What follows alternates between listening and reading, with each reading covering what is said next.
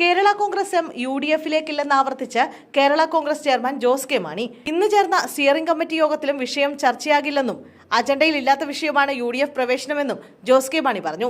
UDF പ്രവേശനം തുറക്കാത്ത പുസ്തകമാണ്. ആരെങ്കിലും ആ പുസ്തകം തുറന്നുവെങ്കിൽ വായിച്ചു കഴിഞ്ഞ് അടച്ചുവെച്ചോളും എന്നായിരുന്നു ജോസ് കെ മാണിയുടെ പ്രതികരണം. കേരള കോൺഗ്രസ് എം LDF-ൽ തുടരും.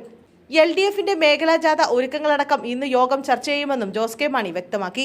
കേരള കോൺഗ്രസ് എമ്മിൽ ഭിന്നതയില്ലെന്നും മുന്നണി മാറ്റം ചർച്ചയായിട്ടില്ലെന്നും കേരള കോൺഗ്രസ് എം നേതാക്കൾ നേരത്തെ പ്രതികരിച്ചിരുന്നു.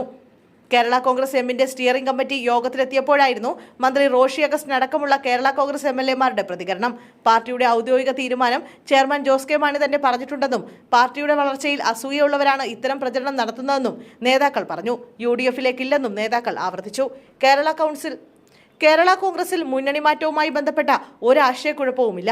മുന്നണി മാറ്റം സംബന്ധിച്ച് കേരള കോൺഗ്രസ് നേതാക്കൾ ആരും ഒന്നും പറഞ്ഞിട്ടില്ലെന്നും ഇപ്പോൾ കോൺഗ്രസിലുണ്ടായത് മനംമാറ്റമെന്നും റോഷി അഗസ്റ്റിൻ പ്രതികരിച്ചു. അതേസമയം മുന്നണി മാറ്റം സ്റ്റിയറിംഗ് കമ്മിറ്റി യോഗത്തിന്റെ അജണ്ടയിൽ ഇല്ലെന്ന് N ജയരാജും ആവർത്തിച്ചു. LDF-ൽ തന്നെ തങ്ങൾ ഉറച്ചു നിൽക്കുമെന്ന് തന്നെയാണ് നേതാക്കൾ വ്യക്തമാക്കിയിരിക്കുന്നത്. അതേസമയം മുന്നണി മാറ്റം സംബന്ധിച്ച് ചർച്ചയില്ലെന്ന് നേതാക്കൾ പരസ്യമായ പ്രതികരണം നടത്തുന്നുണ്ടെങ്കിലും പാർട്ടിയിൽ അണിയറ നീക്കം സജീവമാണെന്നാണ് റിപ്പോർട്ട്. മുന്നണി മാറിയാൽ റോഷി അഗസ്റ്റിൻ ഉൾപ്പെടെയുള്ള ആളുകളെയും ഒന്നിച്ച് UDF-ൽ എത്തിക്കാനാണ് പാർട്ടിക്കുള്ളിൽ ശ്രമം നടക്കുന്നതായാണ് വിവരം. ജില്ലാ കമ്മിറ്റികളെയെല്ലാം ഒപ്പം നിർത്താനുള്ള നീക്കങ്ങളും നടക്കുന്നുണ്ട്.